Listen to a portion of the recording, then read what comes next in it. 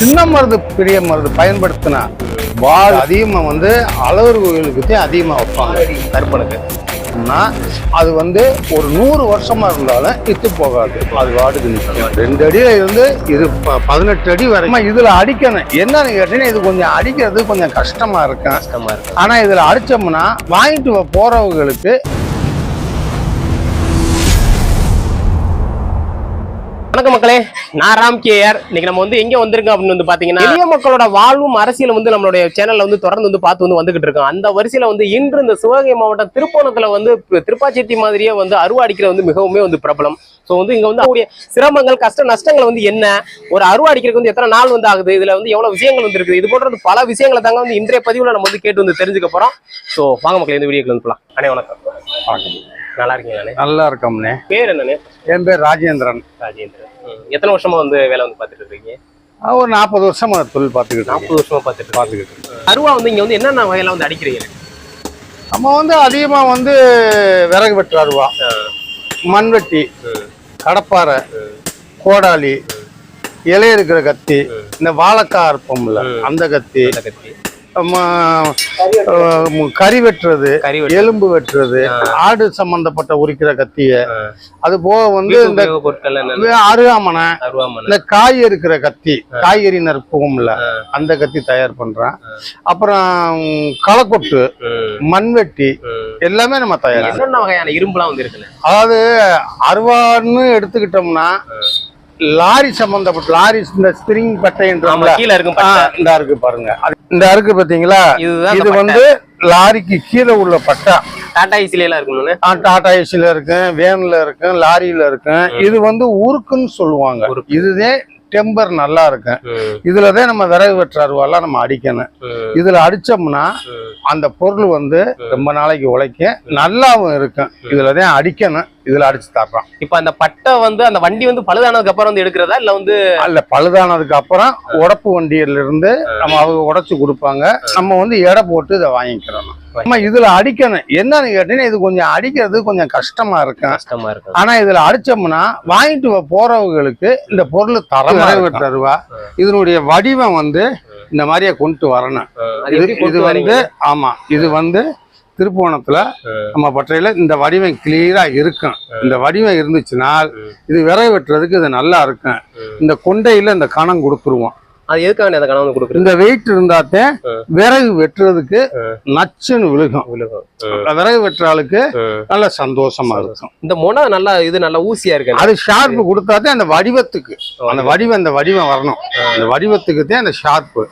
இந்த பாயிண்ட் வந்து ஒண்ணு சேரணும். இங்க இந்த அகலம் கொடுக்குறோம்ல, இந்த அகலமும் இது வந்து ஒண்ணு சேரக்கூடிய இடம். அந்த பாயிண்டோட முடிஞ்சிடும். இப்போ இந்த இரும்பு அந்த பட்டை வந்து இப்படி நேரம் வந்து இருந்துச்சு, இப்படி வளைச்சு இவ்வளவு நீட்டா வந்து வச்சிருக்கீங்களே. ஆமா, அதை நம்ம அடிச்சே கொண்டுகிட்டு வரணும். அடிச்சே கொண்டு வரணும். அடிச்சே காய வச்சு பழுக்க வச்சு அப்படியே அடிச்சே அதை கொண்டு வந்து கொண்டு வரணும். இப்ப இந்த முனை வச்சிருக்கிறது எதுக்கு? இந்த இங்க ஒரு நடுவுல ஒரு முனை, இது வந்து ஒரு ஸ்டெப்பு. அதாவது இதுக்கு கீழே பதம் வராது, அந்த இதுக்கு மேலதான் பதம் வரும். அதனுடைய அளவுக்கு தான் இந்த இந்த காடி வைக்கிறது. கோயில் அருவா எப்படின்னு சொல்லி கேட்டீங்கன்னா, கம்மியானது 2 அடி. கம்மியானது? ஆமா, உயரம் கம்மினா 2 அடியில இருந்து 21 அடி வரைக்கும் கோயிலுக்குன்னு அடிக்கலாம். கோயிலுக்குன்னு அடிக்கலாம். அதெல்லாம் நம்ம கடையில இங்க அடிச்சுக்கிட்டு இருக்கேன். இந்த இருக்கு பாருங்க, இதுதான் இப்ப இருக்கிறதுலயே உயரம் கம்மியான அருவா. கம்மியா? இது எத்தனை அடினே? 2 அடி. 2 அடி உயரம். நார்மல் பதம் இருக்கும். சும்மா நீங்களே தொட்டு பாருங்க, நார்மலான பதம் இருக்கும். ஆமா, இது 5 அடி அருவா. இது எத்தனை அடினே? நம்ம உயரத்தை மேல தாண்டுது. 6 அடி. 6 அடியா? இது வந்து 6 அடி. இந்த அருவா வந்து 6 அடி கணக்கு. 6 அடி கணக்கு. இது வந்து கோயிலுக்கு வைக்கக்கூடிய, கோயிலுக்கு வைக்கிற அருவா. எந்தெந்த கோயிலுக்குலாம் வந்து வைக்கிறாங்க? இது அதிகமா வந்து அழகர் கோயிலுக்கு தான் அதிகமா வைப்பாங்க. கருப்பனுக்கு. ஐயோ, 2 அடியில இருந்து இது 18 அடி வரைக்கும் அழகர் கோயிலுக்கு போகும். இது வந்து வளடி. இது வந்து முன்னாடி ராஜாக்கள் காலங்கள்ல இதை வந்து வீசுவாங்க.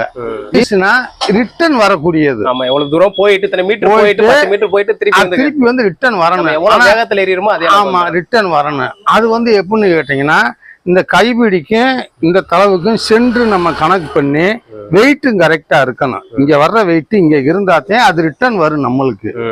ஒரு இடத்துல கூட நம்ம வந்து அந்த வெயிட் வந்து ஒரு பக்கத்துக்கு ஒரு பக்கம் கூட இருந்துச்சுன்னா ரிட்டர்ன் வராது. அது வந்து கொஞ்சம் பழமையான ஆளுக்குத்தான் இது வந்து சாமிக்குத்தான் அடிச்சிருக்கான். இப்ப வந்து அது வந்து ராஜாக்கள் காலத்தோட அது போயிருச்சுல. இப்ப வந்து எப்படின்னு கேட்டீங்கன்னா ஒரு சாமி ஆட்டத்துக்காக இது சாமி ஆட்ட அருவா. இது எப்படி இருக்குன்னு சொல்லி கேட்டீங்கன்னா இந்த பொசிஷன் வருது பாத்தீங்களா, இந்த பொசிஷன் வந்து இந்த மாதிரி வந்து கீழே வளைஞ்சு வரணும். இந்த மாதிரியே வளவு வரணும். வளைஞ்சு வந்து கைபிடி வந்து ரொம்ப கனமாவும் இருக்கக்கூடாது. நம்ம பிடிச்சோம்னா நம்ம கைக்கு உள்ளதே இருக்கணும்.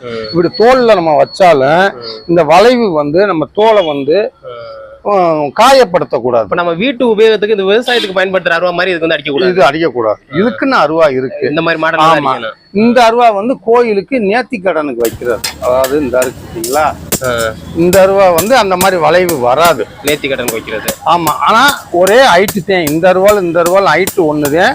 இது வந்து கோயில்ல வச்சுட்டு வர்ற அருவா. இது வந்து எப்படின்னு கேட்டீங்கன்னா சாமி ஆட்டம் ஆடி இவங்க பெட்டிக்கில வச்சுட்டு மறு வருஷம் வச்சு இந்த சாமி ஆட்டம் ஆடுவாங்க. இது வந்து சொந்தமா வச்சுக்கிறது. இது வந்து கோயில்ல வச்சுட்டு வந்து ஒரு 3 அடி வந்து இருக்குன்னு வந்து வைக்கக்கூடிய கட்டை வந்து இந்த மாதிரி வந்து இருக்கு. இதே வந்து 27 அடியில வந்து பண்றீங்க. அதுக்கு வந்து கட்டையை வந்து பயன்படுத்துவீங்களா இல்ல அதுக்கு வந்து என்ன வந்து பயன்படுத்துறீங்க? அவ்வளவு பெருசா நம்ம வந்து ஸ்டாண்டர்டா வந்து வைக்கிறோம்.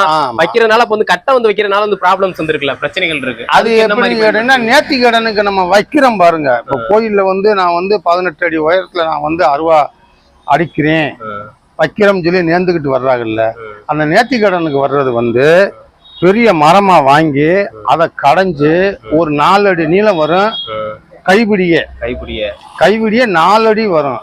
அதனுடைய சைஸ் வந்து குறைஞ்சது ஒரு 10க்கு 10 சைஸ் சதுரச்சு அதை நம்ம லேத்துல கொடுத்து கடைஞ்சு அதுல நம்ம இப்ப நம்ம பார்த்தோம்ல கலர், இது கைபிடியில சின்ன கைபிடியில இந்த மாதிரியே கலர் வச்சு அந்த அருவாள்ல வந்து ஜாயின் பண்ணணும்.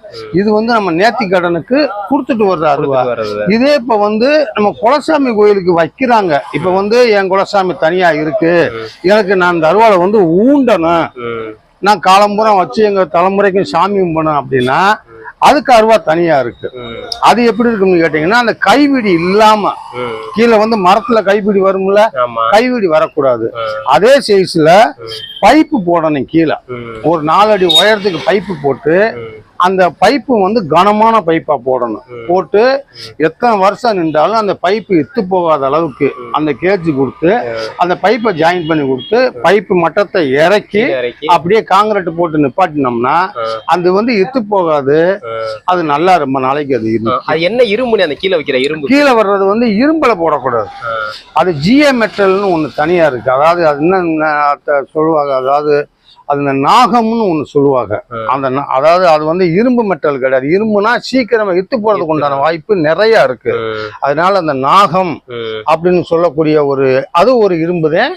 அந்த நாகம் சொல்லக்கூடிய இரும்புல அது போடணும். அந்த இரும்புல போட்டோம்னா அது வந்து ஒரு 100 வருஷமா இருந்தாலும் இத்து போகாது. அது வாடுக்கு நிற்கும். சின்ன மரத்து பெரிய மரத்து பயன்படுத்தின பழைய ஜாமாங்க புதுப்பிக்கிறதுக்கு எனக்கு வந்தது இங்க ஒரு 20 ஜாமான் என்கிட்ட வந்துச்சு. அதாவது யாரு கொண்டு வந்தாங்கன்னா தேவஸ்தானத்துல இருந்து எனக்கு கொண்டு வந்தாங்க. அது ஜாமான்களை ரொம்ப பழுதடைஞ்சு ரொம்ப பக்கா வந்துச்சு. அது அந்த ஜாமாங்க எங்ககிட்ட வந்துச்சு.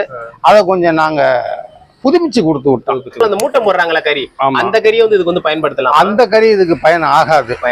அந்த கறி வந்து இதுக்கு பயன் ஆகாது. இது எப்படின்னு கேட்டீங்கன்னா நம்ம வந்து அடுப்புல எரிக்கிறாங்கல்ல, கிராமங்கள்ல நம்ம அடுப்புல சமையல் பண்றாங்கல்ல, அதுல உள்ள கறி மாத்திரமே இதுக்கு பயன்படும். இது வந்து அந்த மூட்டத்துல உள்ள கறி வந்து வெடிக்கும். நம்ம உட்காந்து பக்கத்துல உட்காந்து வேலை பார்க்க முடியாது. அதனால அந்த அடுப்புல எரிக்கிற கறி தான் வெடிக்காது. நம்ம வேலை பார்க்கறதுக்கு பக்கத்துல உட்காந்து தைரியமா நம்ம வேலை பார்க்கலாம். அதனால கிராமங்கள்ல போய் சாக்குல போய் நம்ம சாக்கு எடுத்து போய் அலைஞ்சி வாங்கிட்டு வந்து நம்ம இந்த அலைஞ்சுதான் வாங்கணும். கொஞ்சோண்டு விறகுதான் வச்சு. ஆமா, அதனால வந்து இருக்கிற கறியை கொஞ்சம் கொஞ்சமா வாங்கி சேகரிச்சு கொண்டு வந்து நம்ம வேலை பார்க்கிறோம். கஷ்டம்தான். முன்னையெல்லாம் அதிகமா கறி யூஸ் இருந்துச்சு. இப்பெல்லாம் சிலிண்டர் வந்த உடனே கறி எல்லாம் குறைஞ்சிருச்சு. விறகு வச்சு கொஞ்சம் கஷ்டம்தான். வேலை பார்க்கறது கொஞ்சம் சிரமமாத்தே இருக்கு. அலைஞ்சிதை வச்சுதான் அதை வந்து பண்ண. ஒரு அருவா வந்து அடிச்சுட்டு வந்து போறாங்கண்ணே புதுசா.